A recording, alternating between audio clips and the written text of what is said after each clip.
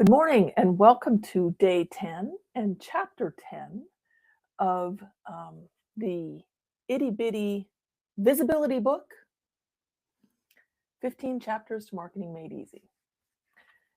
So, chapter 10 is all about social media, and I hear all kinds of stuff from my different customers.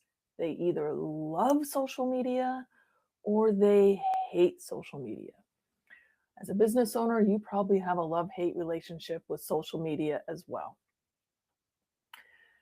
And if you want to get traction on social media, you need to take it seriously and you need to post and you need to engage and comment and interact with people. You need to be building relationships, or just don't use social media at all.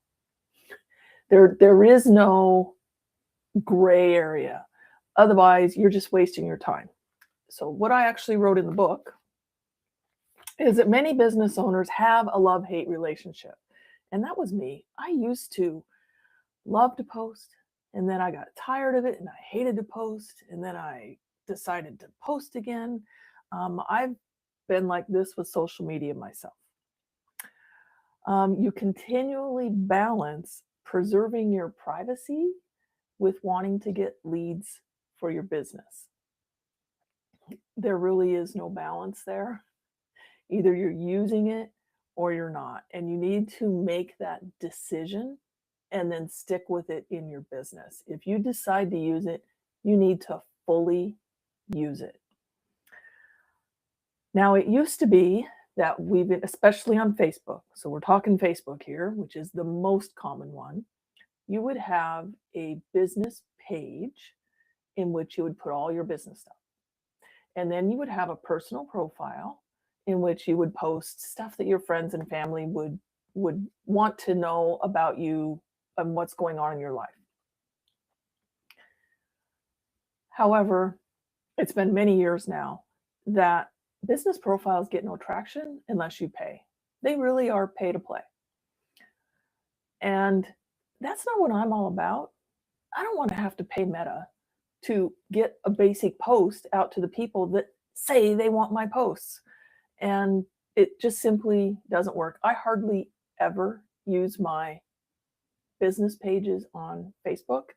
Any post that you see there is posted from automation. It is not posted by me personally. I have converted my personal profile into a professional profile, which is just a toggle within your settings. But that allows it to be public instead of private. It allows things to get indexed in the search engines, and it gives you more traction trying to get more people to see your message. And I've found that the more you use it, the more Facebook likes to get your message out to people who are not following you or are not your friends. They call it the undiscovered people. Isn't that a great name? But having a personal profile that's converted to a professional profile and then using reels, stories, and regular posts and video posts and doing lives, doing all the different things that they want you to do, you will get more traction, more people will see you.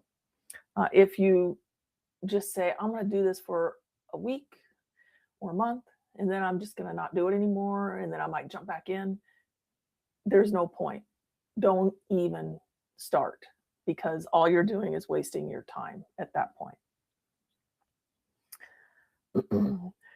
Keep in mind, if you set your account to private or friends only, then they're the only ones that are going to see it.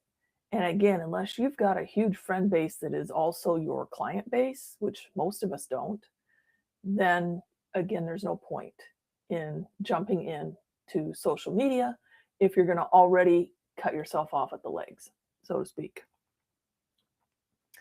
What platform should you be using? I get this question a lot. Which platform is the best platform, Dottie? And the reality is, it's whatever platform that your potential clients are already on and already using. If you want to force somebody to start using something else, it's pushing a heavy rock uphill.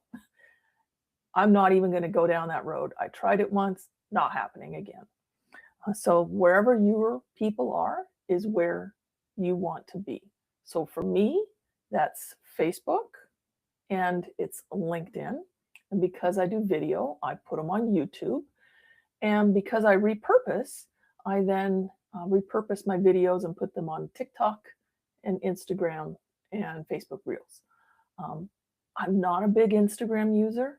I'm sure lots of people get lots of traction on Instagram. And that just kind of goes to the point. If you're not using the platform, like all you're doing is posting and you're not actually getting in there and using it, engaging with people, creating relationships, you're not going to get much traction. And Instagram for me is that. It's never clicked, it's never made sense. So I don't use it. I post on it, but I get nothing from it. And again, those posts are automatic from Facebook. So that automation is set up for me. But I might ask myself, why? Why bother? Kind of what I'm telling you. If you're not going to use the platform, don't bother. How to find time to post on more than one platform? Use the tools and plan. That's really the two big things. You should have a marketing calendar that has all the holidays on it. It has all of your events, your webinars, whatever you have scheduled within your business. All of that should be on there. And you know what you're posting around. You know what the topics are each month. And that way, it's easier to come up with the content that you're going to post. You know what you're promoting and you know what you're doing. If you don't have that calendar, you struggle to stay on track. And at least I do. I struggle to stay on track. I struggle to figure out what I'm promoting that month. And it may change in the middle of the month. So then there's no consistency in it. And when you're doing that, you don't get traction. So that calendar will help you. And it could just be an Excel spreadsheet. It doesn't have to be anything fancy. And you want to make sure, at least for me, I do my content in batches. And there's two kinds of content. There's evergreen, which means it's true no matter what.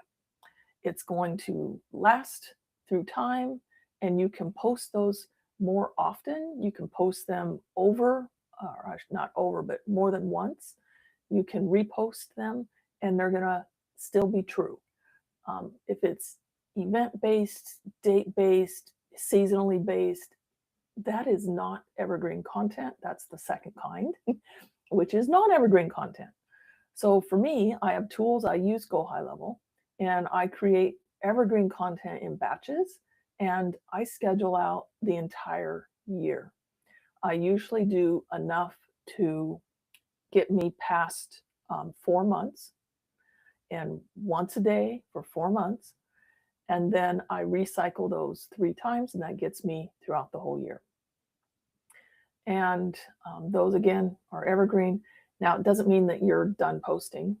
That's automated. That's what goes on my business profiles, if you see that stuff there.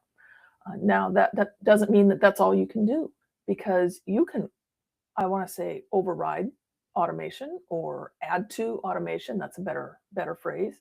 Your automation is going to run no matter what you do.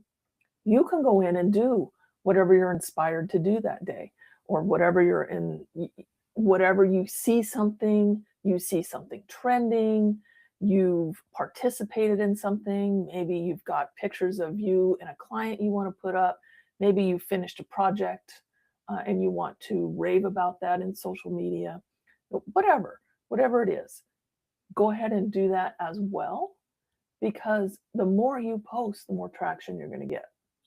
That's the bottom line. They want you using those platforms, and they want you keeping people on the platforms. So every time you're linking to something else and sending them somewhere else, they don't like that, and they will not give that sort of a post the same visibility that they would ones without links. And I'm sure you've heard this.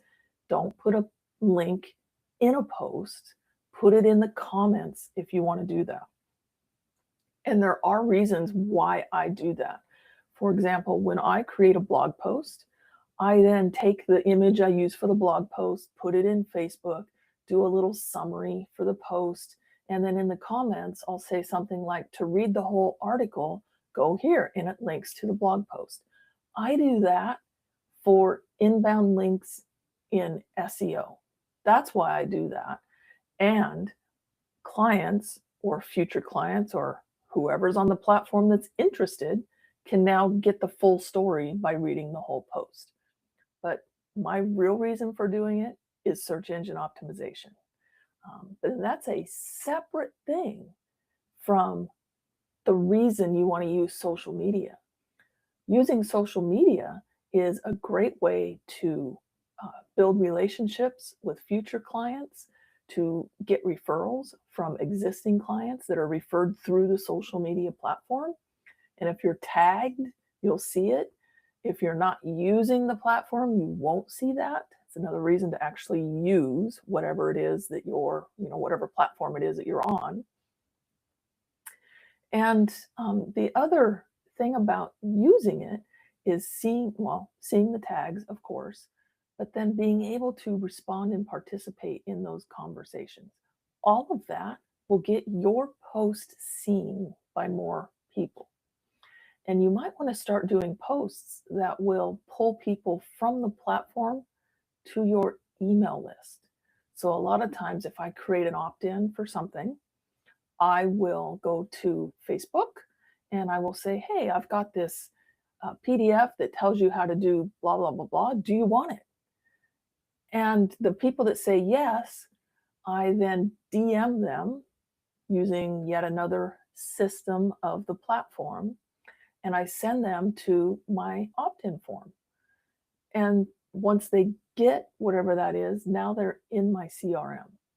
So that's a way that you actually get leads, because now I can market to those people without being on social media, because people don't see everything that you post. Just like you don't see everything from everyone that you follow. I mean, your feed would be just so full.